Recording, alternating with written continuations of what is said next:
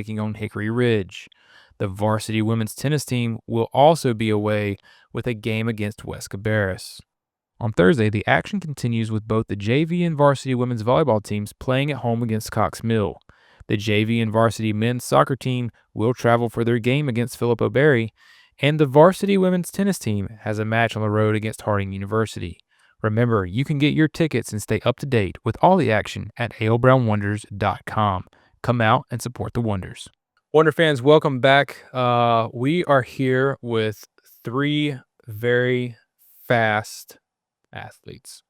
A lot faster than I am. We have Reagan, Hunter, and Liam here from the cross country team. Welcome everybody to the show. How are y'all? Good. Pretty good. Yeah. Good. If you just want to go around, introduce yourself. We'll start with you, Reagan. Hi, I'm Reagan. I'm a 10th grader, and I'm very fast. Hi, I'm Hunter. I'm a junior. I'm varsity for cross country track, and yeah. I'm Liam, and I'm a freshman. Awesome. We got some young guns here and some older people. That's awesome. Cool. So first off, we'll just kind of go around the table real quick. Just kind of your experience in running. How long have you been running? When did you get started? So we'll start with you, Reagan, again. I've been running since 7th grade. Awesome. Just in middle school, or did you just like one day just wake up and be like, I just want to go run now? I didn't really want to do it at first. I just did it just because I can. Yeah. And I actually liked it. Awesome. What about you for you, Hunter? I started running back in indoor season of freshman year, and I actually started out as a sprinter, Okay. which was very interesting experience. I switched to distance for track in the outdoor season of 2024, and just fell in love with it and really found my skill set, and that's where I've been since. Cool. What about you, Liam? I started in 7th grade, and I didn't really like it back then. And then 8th grade, I started liking it. What do you like most about cross country? I just like running, I guess. I don't know. Just like running. I love it. All right, Hunter, we'll jump back to you real quick. So, most memorable race you've ever run, and what made it special? For me, it was the Friday Night Lights race of my sophomore year. So last year, and it was a very big mental barrier I came over. It was breaking 19 minutes for the 5K, and it may not sound like a really big significant thing, but for me, that was like the goal of the season. And for me to get that at the second race of the season so early on and have such a big improvement from the last week, the week prior, it was like such a confidence boost that really just slingshotted me for the rest of the season, like how much I can improve, how really good I can get at this sport in such a short time. Sure. So, I've heard a lot about Friday Night Lights, and that actually you're running that this Friday, right? Yes, sir. So, tell us a little bit about what makes that whole event different from just your regular cross country meet. First off, very unlike our meets, it's ran at night. And as the name suggests, you are under the Friday Night Lights. Whole course is lit up and stuff. They have music playing, and even though you're a mile away from the stage, you can still hear it. That's how loud it is. And really, it's just a completely different atmosphere in the sense of the people there and the people you're racing against. And for me, it always just has a unique experience for that race. The fact that it is at night, it's a little hard to explain if you not like experience it first person. Sure. But it's just a crazy different experience. It's so much more adrenaline, and it's so much more fun than I could say really any other race. That's awesome. I've heard really good things about that entire event. Reagan, we'll jump it over to you real quick. Most challenging course you've ever run, and why was it so challenging? I have like 2 races that are definitely challenging for me, but I think the one for me was definitely we went to Piper to go run, and I think that day I just had a very bad mindset, and I went to it thinking, oh, it's gonna be miserable, it's gonna be bad, and it turned out being bad because I had a bad mindset. Or another one was we went to the Boone race. It's just I didn't expect that many hills, so when I got there, I was like, oh. Was this year your first Boone race, or did you go last year as well? I went last year. Yeah. Was this year better than last year? No. No. It's all right. It's very hilly in the mountains for sure, and the elevation change affects you a lot. Liam, how about for you, man? What do you think? What do you think about during a long run? During a long run, I just try not to think about it, and if I'm running with somebody else, just keep a conversation, and it doesn't have to be about running. It just be about how your day's been or what you had for lunch or anything like that. Sure. How about in race? So like if during a race, what's going through your mind, mental barriers that you encounter, and how you overcome those kind of things? I think that last year and the past years, I've thought too much and just like thought about like I'm hurting and it doesn't feel good and like I want to stop. And now I've been just the past races, I haven't been scared before at all, or like nervous or anything, which I had been before. And I just like think about keeping up with people and not letting anybody pull ahead. Awesome. Hunter, for you, favorite type of workout and why is your favorite? Whether it's tempo, long runs, hills, what you got? My favorite one I've ran so far that coach has given me is the 12x400 repeats. Really big confidence boost when I do it every time. I feel like every time I run it, I always get to drop a second in my paces per rep. So I started at like 73 for my 400 reps, and then I'm doing like 70 and stuff now. And I've done it 3 times, so I was dropping a second each time. And it's also just it sounds grueling and just a horrible workout, but it's super fun when you really get out there and just do it. It sounds intimidating. It's not that bad. Yeah. Reagan, for you, pre-race ritual, superstition you have? So I'll usually wear like long socks and I have to make sure one's pulled all the way up and one's very short. I don't know what, but it just makes you feel fast. That's the key to success in running fast. Yes. One high, one low. Oh, and if you're running in the morning, don't brush your teeth. Wow. That's incredible advice. Incredible. Liam, best piece of speaking of advice, best piece of advice you've ever received from a coach, a teammate. What you got? Run fast. Yeah, Just kidding. but probably just don't let people get out too far ahead of you, because like there's not much catching up you can do after the first little bit. Sure. What about for you, Hunter? Same thing. Kind of best piece of advice. Don't be scared to make a move. Even if you really think that, oh, I can't take this group, I can't get up on the back of this group. Reality is you can. Running is 80% mental, 20% physical. So if you have a strong mindset and you can really just get over that and say, I can hold on to the back of this pack, I can lead this pack, you will. And it's just also like going on the, like just taking the initiative. It's better to be the one making the move rather than reacting to it in any sense, and especially in the sense of like a final kick or something, because you already have that momentum and speed advantage going up on them. That's really good. Reagan, for you, best piece of advice you've ever received. Just, like Hunter said, just don't be scared. Like, if anything, I try to think about like, oh, how can I make myself be scared? Like run faster, try to get from the group or Yep. pass the group.